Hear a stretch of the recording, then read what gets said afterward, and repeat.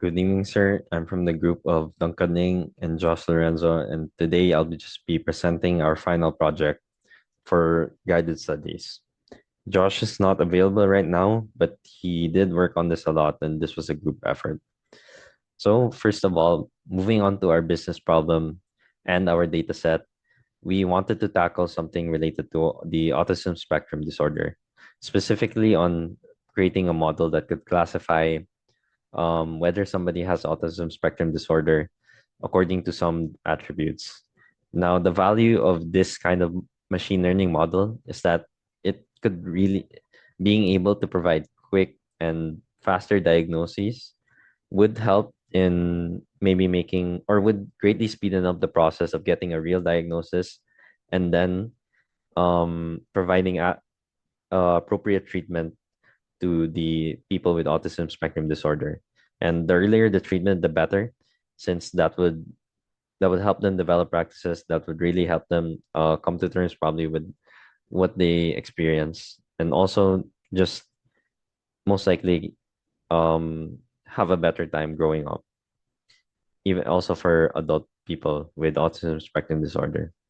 So moving on to the data set itself, here there's a lot of demographic columns here, such as age, gender, ethnicity, country of residence.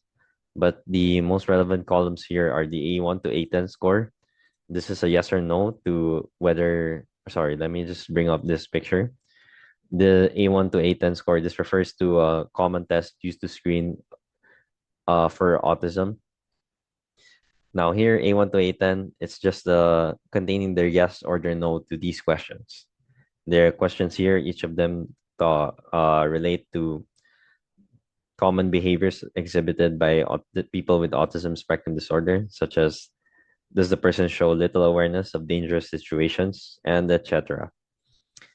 And other possible columns that are relevant to autism, it's well here autism, whether the relative had autism, jaundice, whether the person had jaundice at birth, and also age. Now, moving on to the pre-processing work we did.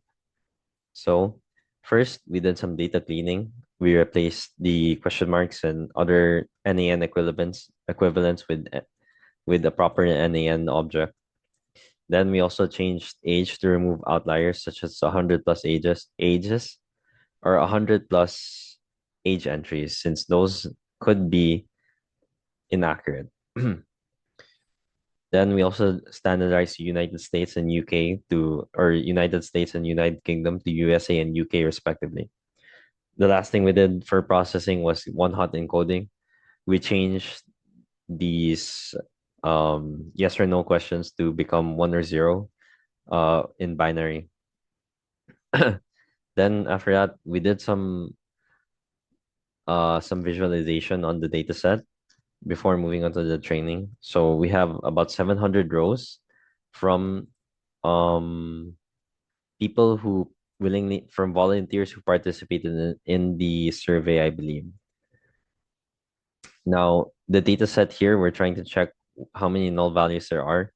And in general, the data set is very complete. There's only ethnicity and relation, missing some entries.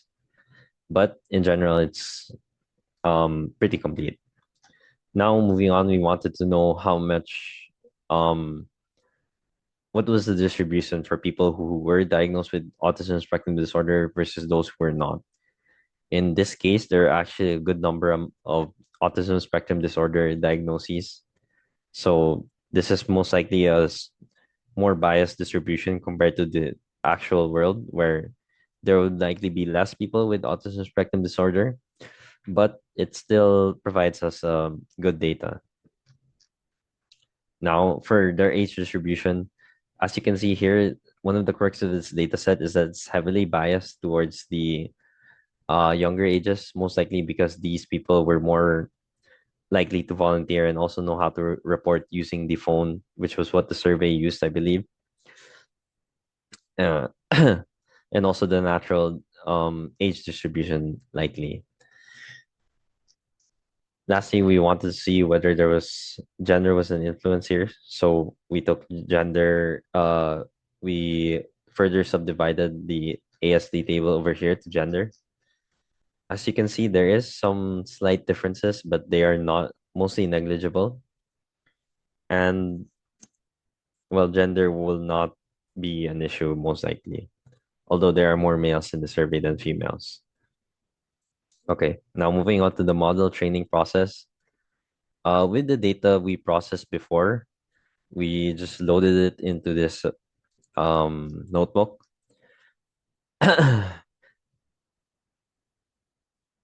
Now here, this is the steps we actually did before, just put into this model training for so that we only have one file to run. Here we have also changed gender to be one hot encoding, and then here we selected the most relevant features, which are the autism screening test and some of these autism by relation, etc. Now moving on, this is the part where we're loading the data onto the scikit-learn module to train the model. For this, what's important to note is that we use a random forest classifier since for two reasons. One is that we from our understanding it is more resilient to overfitting, so that might be relevant in our case since we do have a good decent amount of positive cases. And then also it is generally better at handling nonlinear relationships, I believe. So here we're training the model, calling the scikit-learn function, scikit-learn package. Here now we can test the model predictions after it's been trained.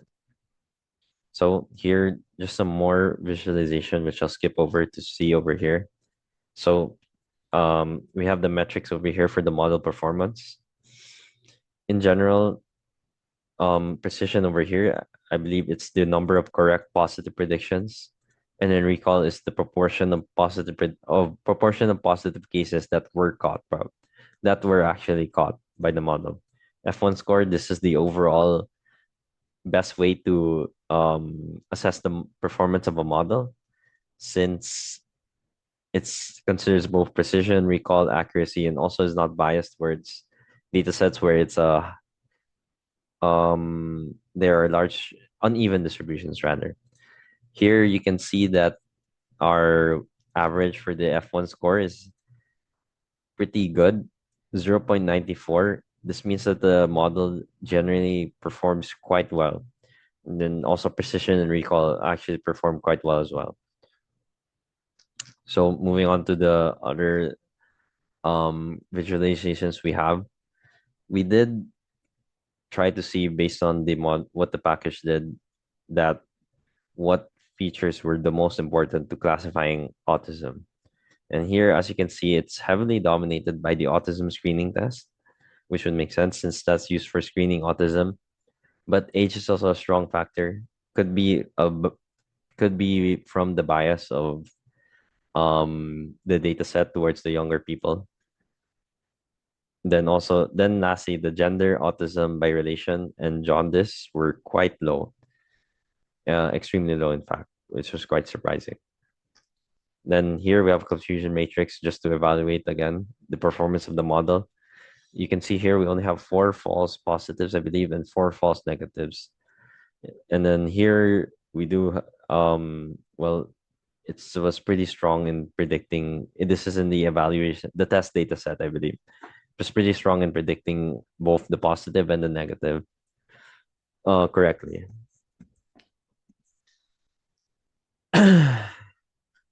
So moving on to calling the API. Sir, for this part, I will have to apologize since we were not able to fully deploy the model. I'll talk about what we did and what I think went wrong. But in general, sir, we were not able to make a full API or deployment and API endpoint.